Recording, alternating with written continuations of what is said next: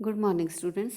आज हम पढ़ेंगे आपकी हिंदी की पाठ्य पुस्तक का 9वां अध्याय श्री माखनलाल चतुर्वेदी जी की कविता पुष्प की अभिलाषा। बच्चों, इस कविता में कवि ने फूल के माध्यम से बताया है कि जिस प्रकार फूल अपना जीवन लोगों की प्रसन्नता के लिए, लोगों को खुश करने के लिए समर्पित कर देता है, उसी प्रकार सैनिक अपना जीवन देश की रक्षा के लिए समर्पित कर देता है। इस कविता में श्री माखनलाल चतुर्वेदी जी बताते हैं कि जब माली अपने बगीचे में फूल तोड़ने के लिए जाता है तो फूल से पूछता है कि तुम कहाँ जाना चाहते हो। किसी माला में परोया जाना चाहते हो या भगवान के चरणों में चढ़ाया जाना चाहते हो। लेकिन फूल चाहता है कि उसे तोड़कर उस रास्ते पर फेंक दिया जाए जिस रास्ते से मातृभूमि पर बलिदान देने के लिए अनेक वीर जा रहे हों। इसके बाद बच्चों हम इसका पहला पद्यांश देख लेते हैं, उसके बाद उसकी प्रसंग से व्याख्या करेंगे। चाह नहीं मैं सुरबा लाके गहनों में गुथा जाऊं, चाह नहीं प्रेमी माला में बिंद प्यारी को ललचाऊं। इस पद्यांश में चाह मीन इच्छा, कामना, सुरबाला मीन देवकन्या, गुथा जाऊं मीन परोया जाऊं, बिंद मीन बींदना, ललचाऊं मीन मोहित करना। इस पद्यांश का प्रसंग इस प्रकार लिखोगे।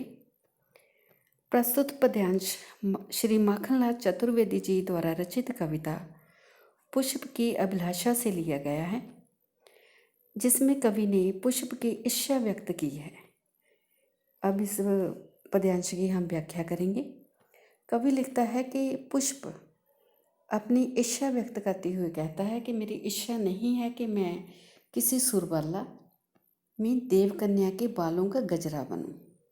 मुझे चाह नहीं है कि मैं दो प्रेमियों के लिए माला बनूं, अर्थात विवाह के अवसर पर पहनाई जाने वाली वरमाला में परोया जाकर प्रेमी को या प्रेमिका को मोहित करूं। भाव, फूल अपना जीवन देव कन्याओं अथवा किसी प्रेमी की प्रेमिका को प्रसन्न करने के लिए नष्ट नहीं करना चाहता। इसके बाद इसका सेकंड हम पद्यांश पढ़ते हैं। चाह नहीं सम्राटों के शव पर हे हरि डाला जाऊं, चाह नहीं देवों के सर पर चढ़ूं भाग्य पर इठलाऊं। इठलाऊं मीन गर्व करूं। प्रसंग इसका सेम रहेगा।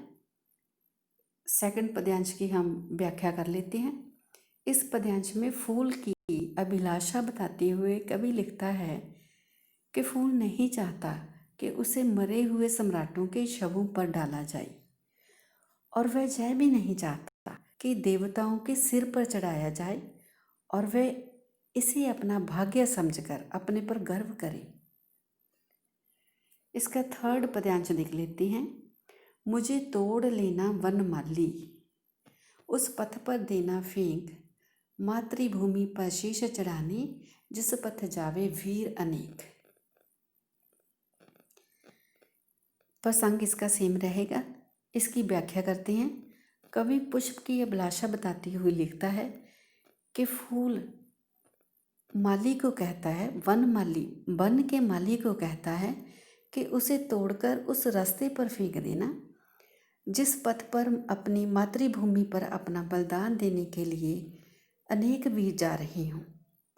भाव, फूल चाहता है कि उसे वीरों के चरणों पर निछावर कर दिया जाए जो अपने देश के लिए, रक्षा के लिए अपना बलिदान देने के लिए जा रहे हों। इसी बात में फूल अपने पर गर्व महसूस करता है।